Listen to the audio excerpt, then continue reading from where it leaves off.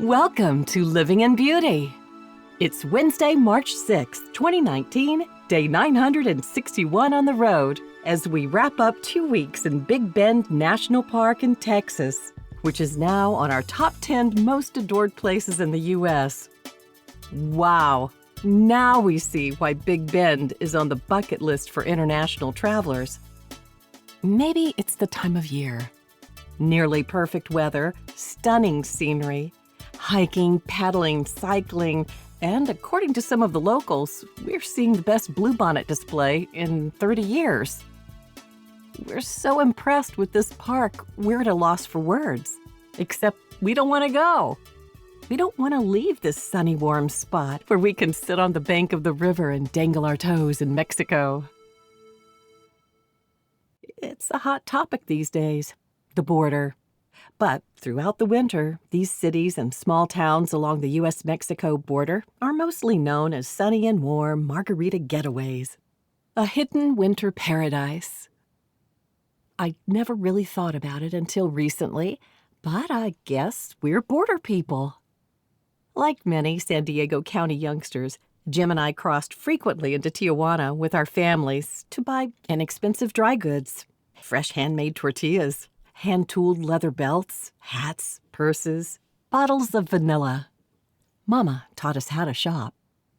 The street vendors and store managers were clearly impressed by her eye for quality and charmed with the bargaining skills she picked up while living in Italy.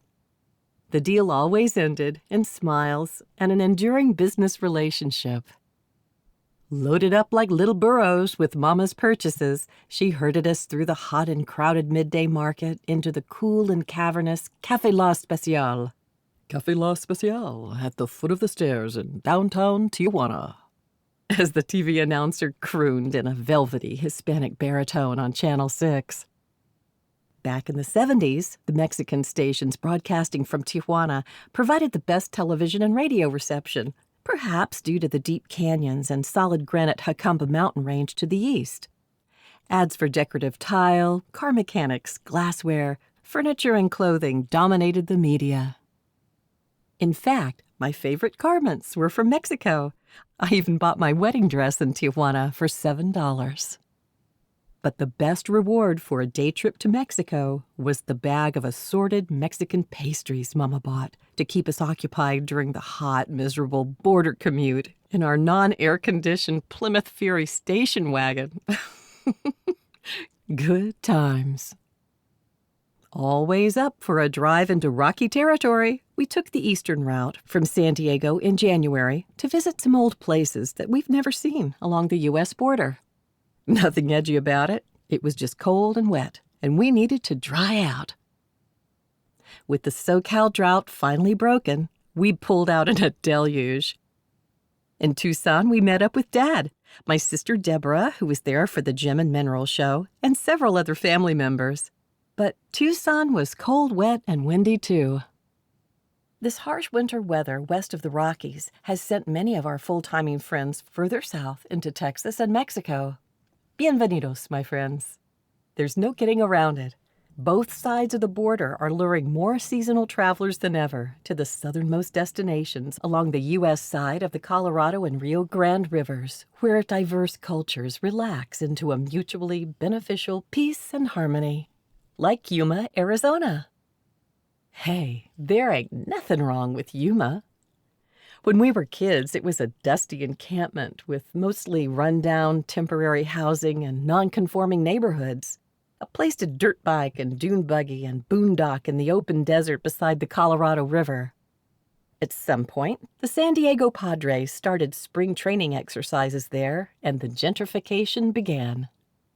Now the Palm Springs-style golf courses with neat upscale Pueblo-style neighborhoods draw retired San Diegans and Angelinos, who are energizing this historic desert outpost. Last year we spent Christmas in Yuma, sipping date shakes at Martha's Gardens, cycling the bike path along the canal, hiking in the painted desert, kayaking the Colorado, and cooling off at Prison Hill Brewery. While passing through on February 1st, thanks to Harvest Hosts, we enjoyed a quiet and scenic overnight stay at the beautiful La Barrancas Golf Course. The next morning, we set out for Deming, New Mexico. Why does New Mexico have such beautiful skies? Within moments of crossing the border, we had the sensation of floating on that New Mexico cloud magic as we drove toward our favorite steakhouse, Adobe Deli. We shared the ribeye and ordered an extra French onion soup and potato.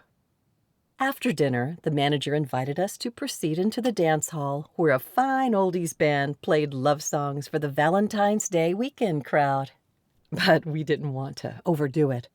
Instead, we turned in early right there in the parking lot while the band serenaded us into a blissful red meat, red wine slumber. And we woke up early to get a move on to Mesilla, New Mexico, where we got a window seat and a breakfast bowl at the Bean Cafe.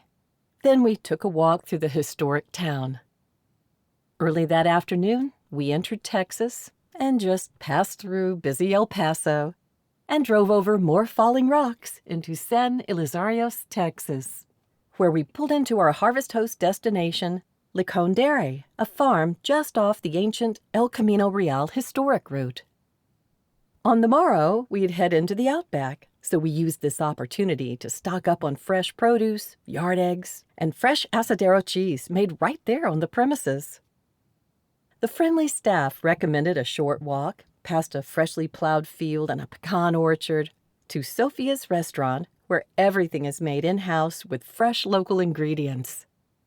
Then we strolled home talking about what it would be like to sleep next to a camel. Well, camel spooning turned out to be no big deal, and we hung on to that adventurous spirit as we set out for Marfa. But first we stopped in Fort Hancock, Texas for amazing huevos rancheros and screaming Wi-Fi at Angie's restaurant. And then, not long after a Border Patrol checkpoint down the road a bit, we merged into the land of mystery lights, giants, and posers. But it was a mistake to arrive on a Monday. Nothing happens in Marfa, Alpine, or Marathon till Wednesday, and we were due to be in Big Bend National Park on Thursday. It was cold and windy there, even for the high desert, but we made the best of it, dropping in the few places that were open in Marfa. We took a free self-guided tour of the courthouse and had margaritas and sweet potato poutine at the world-famous Paisano Hotel, where Elizabeth Taylor, Rock Hudson, and James Dean stayed during the filming of the movie Giant in 1956, my birth year. The next day, we toured beautiful Alpine, home of the Cowboy Poetry Festival. But nearly every restaurant was closed, so later that night we made our use of our wise purchase at Licon and made breakfast for dinner, huevos rancheros with a cheesy verde sauce and sautéed kale and vegetables. On Monday and Tuesday night, we took advantage of the free overnight parking at the Marfa Mystery Lights viewing area, where Jim met full-timing friends on the viewing platform. Christina and Ben from the McMillan Express had just returned from Big Bend and recommended we stay at Marathon RV and Motel, about a quarter-mile walk to the Gate Hotel and the legendary White Buffalo Bar. Well, we took them up on that generous suggestion, and we're passing it on. Hopefully we'll meet up again someday with Christina and Ben. So after a dinner of succulent beet tacos and a spicy Texas rosé, we walked home to watch Giant, filmed only a few miles from the Gate Hotel, to get a sense of the unique layers and cross-cultural dovetailing that make West Texas a legacy of international acclaim. As the following day, we would embrace our new home on the range for the first time and settle into what we feel is the best camping spot in Big Bend, just a few steps from the unwalled and unfenced bank of the majestic and expansive Rio Grande. Vaya con Dios, amigos. Thank you so much for joining us at Living in Beauty. If you like this post and want to be notified when a new one is released, please enter your email address and click the follow button at the bottom of this page. Okay, that's it for now. Till next time.